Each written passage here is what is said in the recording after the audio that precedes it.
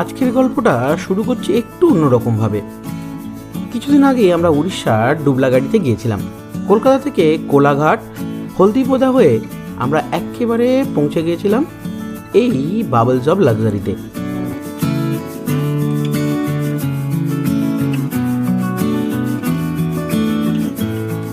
এখানকার পরিবেশ একেবারে রাজস্থানের মতো, কারণ রাজস্থানে যে ধরনের টেন্টে থাকা হয় ঠিক সেই রকমই টেন্টে এখানে থাকার ব্যবস্থা রয়েছে।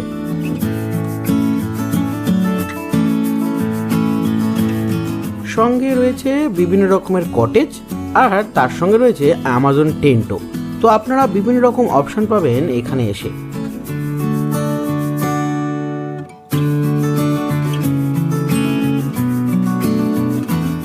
খাওয়া দাওয়া থেকে শুরু করে প্রাকৃতিক পরিবেশ আর সাথে সমুদ্র স্নান সব মিলিয়ে একাকার হয়ে গেছিল।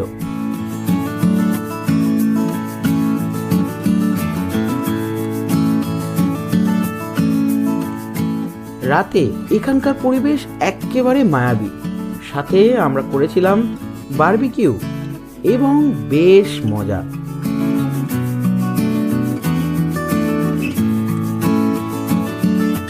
সকাল হতে না হতেই আমরা বেরিয়ে পড়েছিলাম আবার সমুদ্রের দিকে, কারণ জেলেদের জীবন জীবিকা এখানে খুব কাছ থেকে দেখা যায়। যারা এর আগের পর্বটি দেখেননি তারা অবশ্যই এই পর্বের আগে বা পরে আগের পর্বটা দেখে নিতে পারেন। তাই বন্ধুরা, সঙ্গে থাকুন, দেখতে থাকুন, আর এই পর্বটি যদি ভালো লেগে থাকে তাহলে চ্যানেলটিকে সাবস্ক্রাইব করে আমার পাশে থাকুন। ব্রেকফাস্ট সেরে আমরা ফ্রেশ হয়ে আজ আমরা বেরোবো এই ডুবলাগাড়ি বাবলস অব লাক্সারির কাছাকাছি যে সাইড সিনগুলো করা যাবে সেইগুলোর উদ্দেশ্যে। এখন বাজে 9:44 আর আমরা এখন বেরোবো এখান থেকে পঞ্চলিঙ্গেশ্বরের মন্দিরের উদ্দেশ্যে।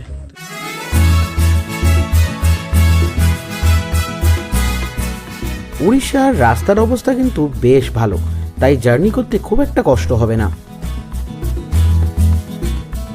প্রাকৃতিক সৌন্দর্য আর রাস্তার পাশে এই ধরনের ধান ক্ষেত, সত্যি মনটা খুব ভালো লাগছিল। আর এই দেখতে দেখতেই আমরা পৌঁছে গেলাম এই পঞ্চলিঙ্গেশ্বর মন্দিরের যে পার্কিংয়ের জায়গাটি আছে সেখানে।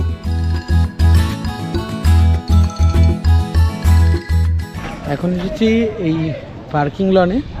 এখানটা সমস্ত দেখুন ভর্তি সমস্ত গাড়ি সব পার্কিং রয়েছে, আমাদের গাড়িও রয়েছে। এবার এখান থেকে হাঁটা লাগাতে হবে, কারণ এখান থেকে ওপরে আর গাড়ি যায় না, এখান থেকে কিছুটা হাঁটতে হয়। এখন বেজে গেল 12:02। এই কতক্ষণে গিয়ে উপরে গিয়ে পৌঁছাই। ব্যাপারটা উঠতে হবে, তো উঠতে না পারলে কি করতে হবে, ধরে নিয়ে উঠতে হবে, এরকম ধরে নিয়ে উঠতে হবে আর কি, টানতে টানতে। হ্যাঁ, আমার এত বড় পুতুলটা ভালো লাগছে না। ওই বউ পুতুলটা দিস, ওরকম সেজে দাঁড়িয়ে থাকবে। এত বড় একটা পুতুল আছে, তা সত্ত্বেও পুতুল আবার চাই। পুজো দেওয়ার বিভিন্ন রকমের ডালা আপনারা এখান থেকেই পেয়ে যাবেন। এখানে টিকিট কাটতে হবে 5 টাকা করে। হ্যাঁ, এদের লাগবে কি? হ্যাঁ ঠিক আছে।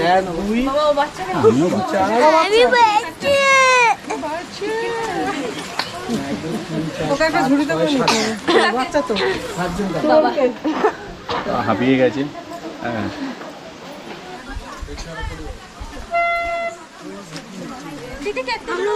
এদিক দিয়ে না ওদিক দিয়ে বেরোয়। চলো চলো।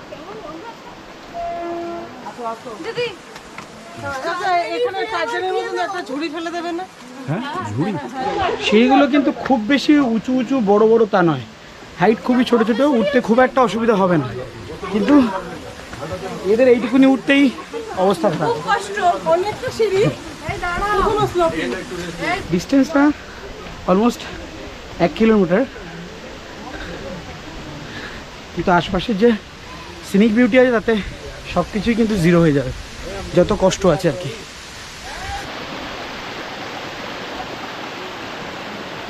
ঝর্ণার পাশেই রয়েছে একটি ছোট্ট মন্দির।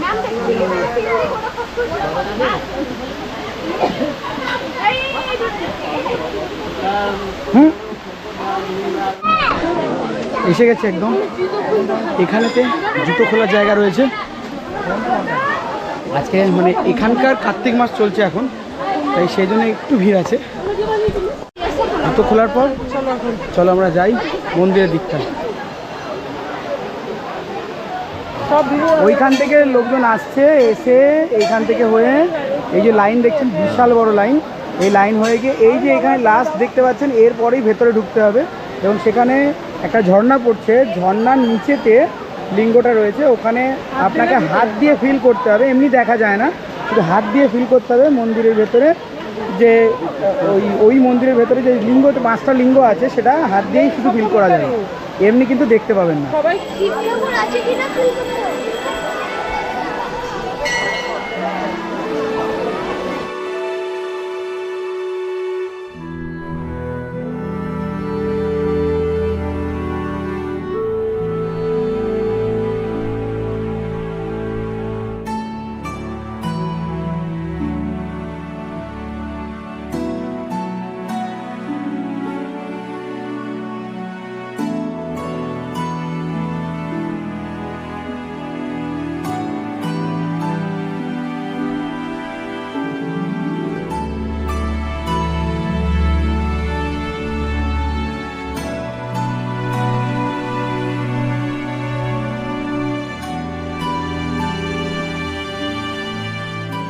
এখানে বাবাকে স্পর্শ করতে হলে আপনাকে কিন্তু ঝর্ণা জলে একটু হলেও ভিজতে হবে।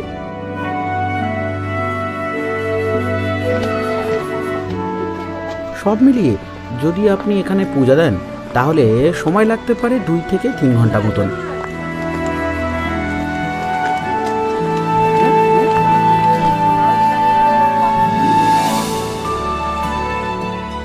বেরিয়ে পড়লাম আমাদের পরের গন্তব্য ইমামি জগন্নাথ মন্দির। এসে গেছি ইমামি জগন্নাথ টেম্পলের সামনে, এই পিছনেই রয়েছে ওই টেম্পলটা। এখন খুব রোদ্দুর, বাজে প্রায় এখন 2:13। তো দেখি ভেতরে ঢুকতে পারি কিনা, 1:30টার সময় বন্ধ হয় বলছে, দেখি ঢুকতে পারি কিনা। এখন দাঁড়িয়েছি একদম গেটের সামনে, যাতে এখান থেকে এন্ট্রান্সটা, তো এই হলো তার সামনের দিকটা, পুরো মনে হবে পুরীর মন্দির আর কি। এই দেখুন তার এটা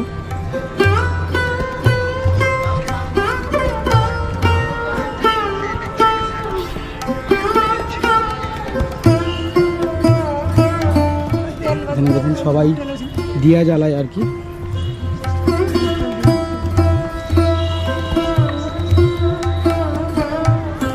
তো মনস্কামনা পূরণের জন্য সব মানসিক করে আর কি, এখানে কয়েন দিয়ে।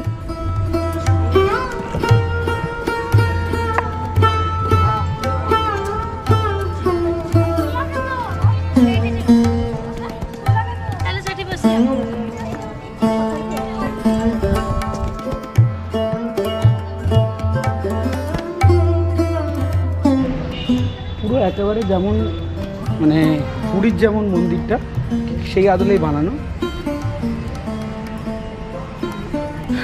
আর এখানে ফুল গাছ সুন্দরভাবে রয়েছে, বেশ কিছু ভ্যারাইটি কালারের আর কি গোলাপ ফুল রয়েছে আর কি।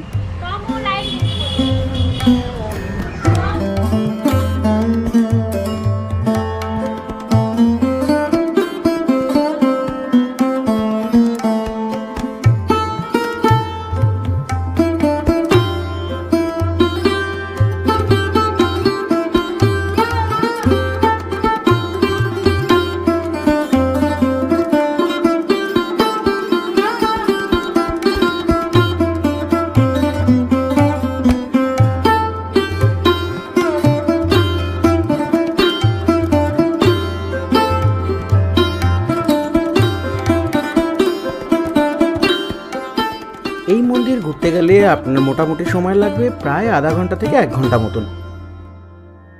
এরপরে যাব আমরা ক্ষীরচোরা গোপীনাথ টেম্পলেতে, খুব একটা ডিস্টেন্স নেই এখান থেকে, একদমই কাছাকাছি। চলুন চট করে বেরোনো যাক। এসে গেছি ক্ষীরচোরা গোপীনাথ টেম্পলের কাছে, ভেতরেই মন্দিরটা আছে মন্দির। চলুন যাই।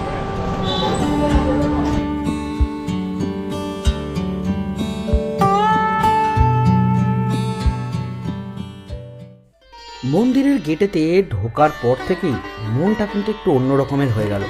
যদিও আমি যখন গেছি তখন মূল দ্বার বন্ধ হয়ে গেছিল।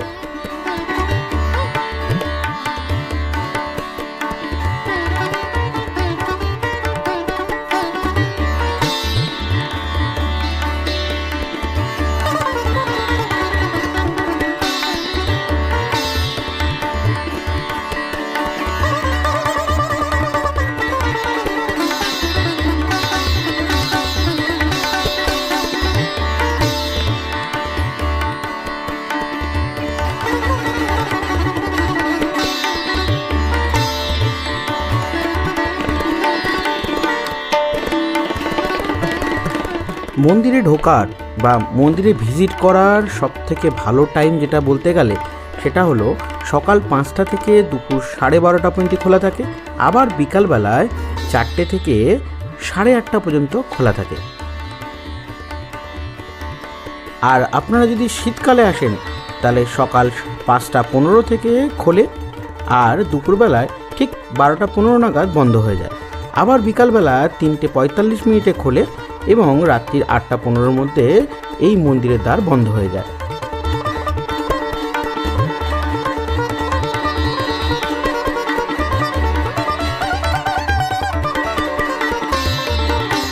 এই মন্দিরে এলে কিন্তু ক্ষীর নিতে একদমই ভুলবেন না। ক্ষীর এখানে 70 টাকা, 40 টাকা এবং 25 টাকায় কিন্তু পাওয়া যায়। ক্ষীর পেয়েছি 25 টাকার। এবারে গাড়িতে যাব, ওই গাড়িতে যারা আছে সবাই মিলে একসঙ্গে এটা নিয়ে একটু খাওয়া দাওয়া সারবো আর কি। মানে সত্যি বলতে গেলে এই প্রসাদ খাওয়ার একটা মজাই আলাদা কিন্তু। এবারে ফিরে এলাম আবার আমাদের এই বাবলস অফ লাক্সারি ক্যাম্পে। সমস্ত দিনের যত সাইট সিন ছিল কমপ্লিট। এবার সোজা যাব ওদের ডাইনিং প্লেসে। খুব জোর খিদে পেয়েছে, প্রায় 4টে বাজে, সব মিলিয়ে অনেকটা লেট হয়ে গেছে। চলুন আগে রিসেপশনে যাই, মানে ওদের রিসেপশন আর ডাইনিং প্লেসটা একই জায়গায় যেহেতু, তো চলুন খাওয়া দাওয়ার টেবিলে একেবারে দেখা হচ্ছে। ভাত আছে, এটা স্যালাড আছে, এটা আলু ভাজা আছে, ডাল আছে, আর এটা ফুলকপি, হ্যাঁ ফুলকপি আলুর তরকারি আছে, আর এটা ভেটকি মাছ আছে। একে একে খিদে পেয়েছে, তার মধ্যে মানে কি বলবো, মানে পেটের ভেতরে এখন তাড়াতাড়ি করছে, আর ওয়েট করা যাচ্ছে না, খাই আগে। প্রায় 1 ঘন্টা ধরে খেয়েছি, এত খিদে পেয়েছে যে ভাবার বাইরে, আর সেরকম টেস্টি খাবার ছিল। আবার আজকে সন্ধ্যেবেলায় যাচ্ছি ইয়ের দিকে, সি বিচের দিকে। এত সুন্দর জায়গা তো, যে ওখানে যখনই মন চাইছে ওখানে গিয়ে একটু যেন টাইম না স্পেন্ড করলে ভালো লাগছে না। কালকে সকালে আবারও যাব, কিন্তু সন্ধ্যেবেলাটা না গেলে মনে হয় মানে কিছুই হয়নি এরকম মনে হচ্ছে।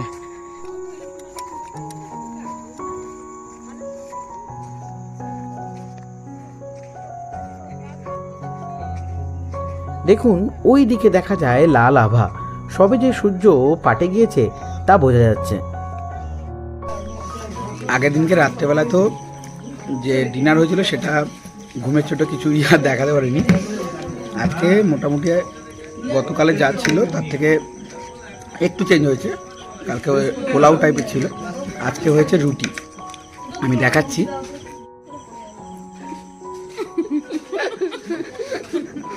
এখন বাজে 11:40, আর খাওয়া দাওয়ার পরে একটু গল্প গুজব করে শুয়ে পড়লাম। কালকে সকালে উঠে তারপরে আবার দেখা হচ্ছে আপনাদের সাথে। চলুন, গুড নাইট। এখানে কিন্তু সকালবেলা বেশ কিছু পাখি আসে আর এই বালির চারপাশে ঘুরে বেড়ায়। সত্যি সকালটা যেন একটু অন্যরকমভাবেই শুরু হয় এখানে। গুড মর্নিং বন্ধুরা, এখন বাজে সকাল 6টা। তো ইচ্ছা আছে এখন কি যাবো সি বিচেতে বাইক চালাতে, কারণ সকাল সকাল যে পরিবেশটা থাকে সেটা অপূর্ব থাকে। তো বেরিয়ে পড়বো এখনই, এখান থেকে বাইক নেবো আর সোজা যাবো একদম সি বিচে।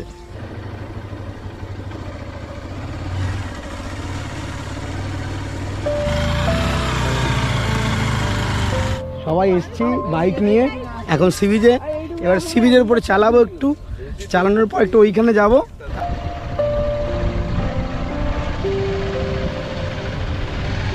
সে হামাগুড়ি দিয়ে আসছে, দেখো তাল দেখো।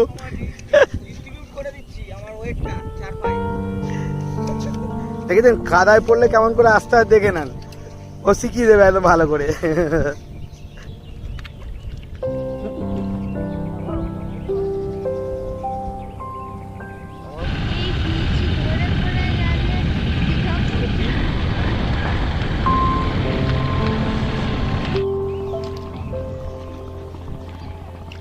সমুদ্রের জল যখন বেশ দূরে চলে যায় তখন কিন্তু এই সমুদ্রের যে পাড়টা ঠিক এই রকম দেখতে লাগে।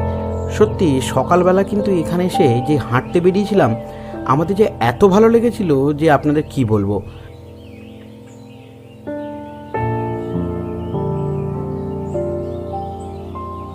আপনারা যদি এখানে আসেন তো সকালবেলা অবশ্যই সমুদ্রের পাড়ের ঠিক বাঁ দিকে কিছুটা এগিয়ে গেলেই এই সুন্দর জায়গাটাই পাবেন, তাই যেটা কিন্তু একদমই মিস করবেন না।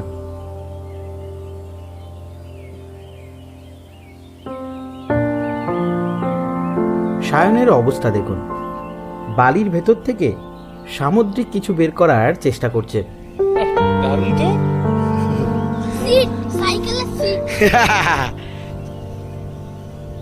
এই পুরো ট্যুরের মেন অ্যাট্রাকশন যদি বলতে চান তাহলে আমি একটা জিনিস জুড়বো এখানে, কারণ লাল কাঁকড়া এখানে ভর্তি। আর লাল কাঁকড়া দেখার জন্য অবশ্যই সমুদ্র পাড়ে গিয়ে সকালের এই টাইমটা স্পেন্ড করবেন, তাহলে কিন্তু লাল কাঁকড়ার সঙ্গে কথা বলা এবং দূর থেকে সুন্দর ওদের দৃশ্য দেখা আপনার মনটা কিন্তু ভরে যাবে।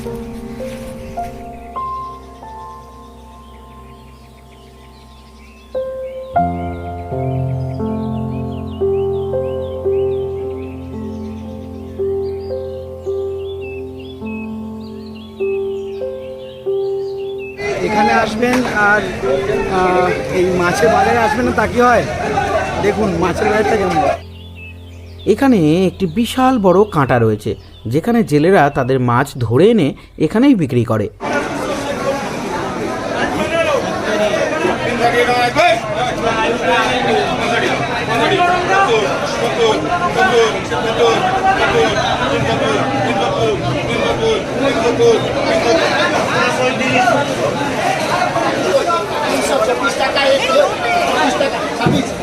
কত যে রকমের মাছ দেখলাম কি বলবো, কিছু মাছের নাম জানি আমি, কিছু মাছের নাম আমি জানি না, কিন্তু দেখতে কিন্তু বেশ ভালো লাগছিল।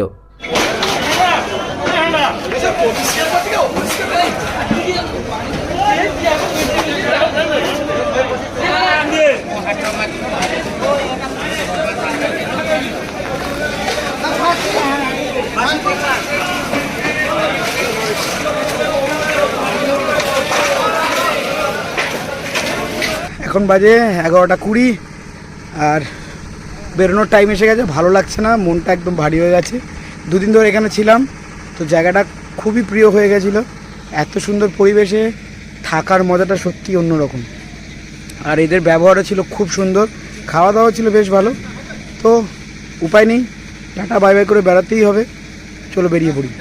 আসার সময় ছিল welcome to Dublagadi bubbles of luxury, আর এখন গুড বাই।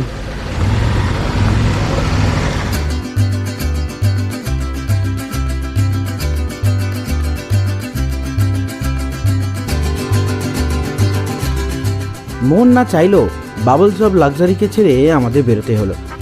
ফেরার পথে বেশ সুন্দর রাস্তা পথ, যেমন আমরা যাওয়ার সময় পেয়েছিলাম ঠিক তেমনই আমরা ফিরেছি।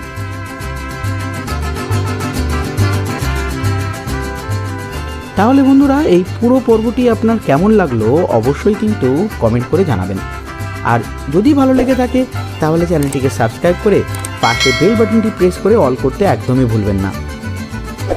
সবশেষে বলি বন্ধুরা, তাহলে ভালো থাকবেন, সুস্থ থাকবেন, আর এই ধরনের আরও পর্ব নিয়ে আসছি। দেখা হচ্ছে পরের পর্বতে, ততক্ষণের জন্য টাটা, গুড বাই।